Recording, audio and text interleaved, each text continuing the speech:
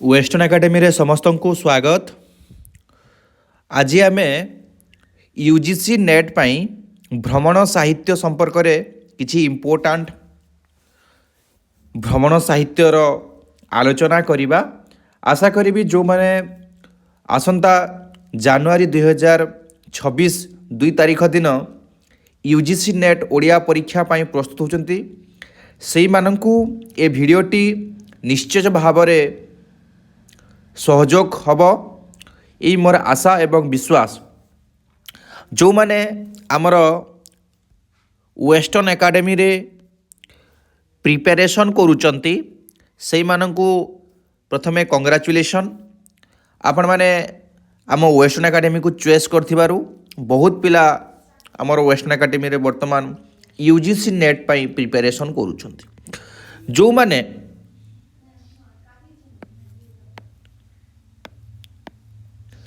2026 पाई preparation करुचंती सेई मानंकु आम western academy तरफ वेलकम। आमे नुआ गोटे बैच स्टार्ट करुचे 2026 जून सेशन पाई एवं जो मानंकर चली यूजीसी नेट बैच ताहा 2025 डिसेम्बर पर्यंत तांकर वैलिडिटी थिला ताहा सरी जाउची। 2026 पाई स्पेशल बैच मध्य आरंभ होउची। आपण माने आमर वेस्टर्न एकेडमी रो जो डेडिकेटेड कंटाक्ट नंबर होउची 9337821181 को आपण माने जोगाजोग करंतु, रजिस्ट्रेशन करनियंतु। आपण माने ऑफर प्राइस रे जॉइन करि पारिबे। ठीक अच्छी। तो आ गोटे इम्पोर्टाट कथा मुझे कही रखा चाहूँगी आमर वर्तमान करेन्टली ओपीएससी पीजीटी रो सर्टलिस्ट होइछि एवं मोक टेस्ट जो माने चाहूँगी जे से माने कोठी ना कोठी असुविधार सम्मुखीन होउचंती इंटरव्यू पाई प्रिपरेशन करिया पाई। तो आमर सेति पाई मध्य वेस्टर्न एकेडमी तरफ करा जाइछि। ये जो 2000 टंका देखुंत आपण मैंने जदि ऑनलाइन रे सब किछि करने को चाहूँगी वर्तमान 900 टंका अच्छी 999 टंका अच्छी। आपण 999 टंकार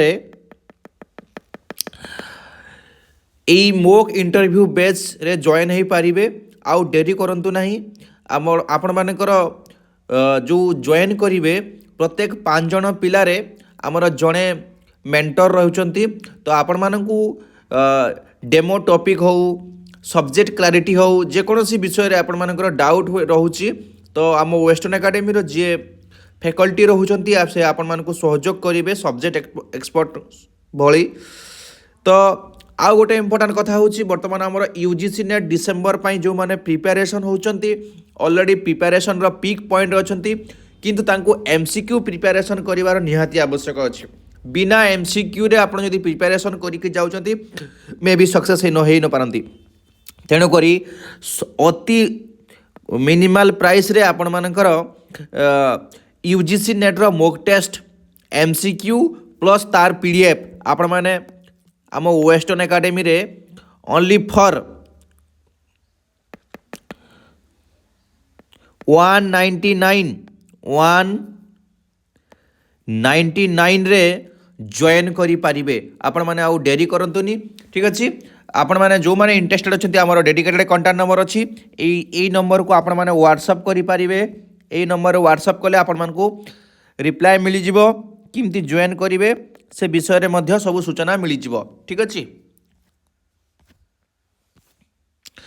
तो आज आमे डिस्कस करिबा आपण मानकर जोटा रहिछि स्वाधीनता परवर्ती समय किछि इम्पोर्टाट भ्रमण कहानी। जो भ्रमण कहानी विशेष भाव में प्रश्न रे आसुची मु आरंभ करुच्ची जे स्वाधीनता परवर्ती समय रे पिला माने भ्रमण कहानी रो मोड़ परिवर्तन होइछि। विशेष भाव में भिन्न भिन्न कारण अच्छी से भिन्न भिन्न कारण आड़ को आम जीवा नहीं किंतु इम्पोर्टाट किछि भ्रमण कहानी विषय रे आमे चर्चा करदबा। बुझुछि भ्रमण संपर्क रे मु गोटे बड़ क्लास गोटे माराथन क्लास मु नेबी खूब शीघ्र।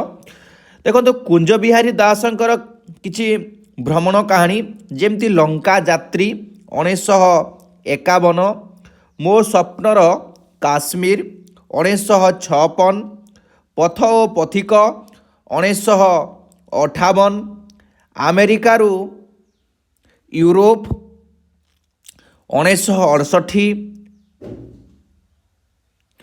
ଦୂର ଦିଗନ୍ତର ଆକାଶ 1972, ଠିକ୍ ଅଛି, ଦୂର ଦିଗନ୍ତର ଆକାଶ 1972।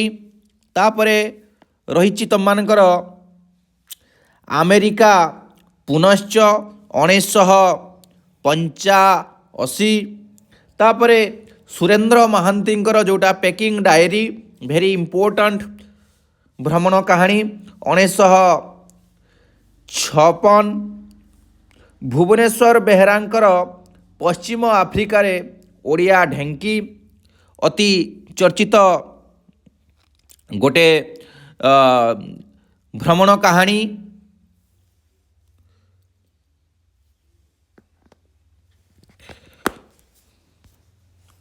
ତାପରେ ଏ ଯେଉଁ ଆମ ଓଡ଼ିଆ ଢେଙ୍କି ଭୁବନେଶ୍ୱର ବେହେରାଙ୍କର ଏଇ ଭ୍ରମଣ କାହାଣୀ ଏକ ସ୍ୱତନ୍ତ୍ର ଭ୍ରମଣ କାହାଣୀ।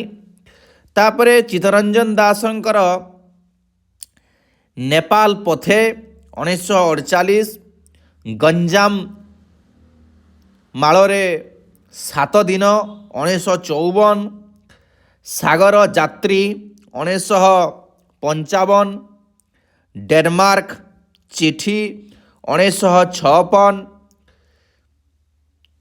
ଶିଳାତୀର୍ଥ 1967, ତାପରେ ରହିଛି ସାଗର ପଥେ 1972, ଭାରତରୁ ଚୀନ 1988,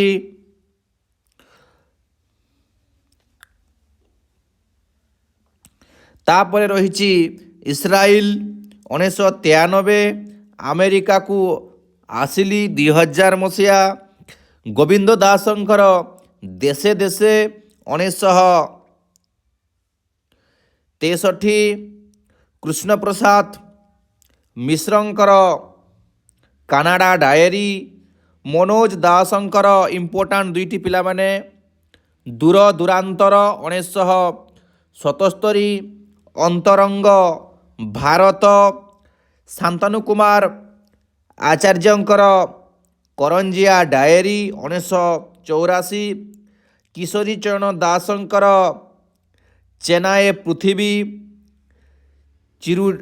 ଚିରୁଡାଏ ଘର 1995, ସୁରେନ୍ଦ୍ରନାଥ ଦ୍ୱିବେଦୀଙ୍କର ରାଜଭବନରୁ ହସ୍ତଲିପି 1993, ପ୍ରତିଭା ରାୟଙ୍କର ମୈତ୍ରୀପାଦପର ଶାଖା ପ୍ରଶାଖା ଯେଉଁଟା ରୁଷ ଉପରେ ଲେଖାଯାଇଛି ପିଲାମାନେ, ଏଇଟା ହେଉଛି 1990, ଅପରାଧୀର ସ୍ୱେଦ 2000 ମସିହା, ରକ୍ତାକ୍ଷର 2002 ମସିହା, ଫିନଲାଣ୍ଡରୁ ଡେନମାର୍କ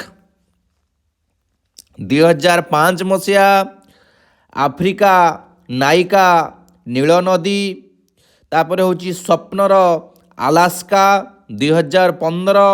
ଏସବୁ ହେଉଛି କିଛି କିଛି ଇମ୍ପୋର୍ଟାଣ୍ଟ ଭ୍ରମଣ କାହାଣୀ।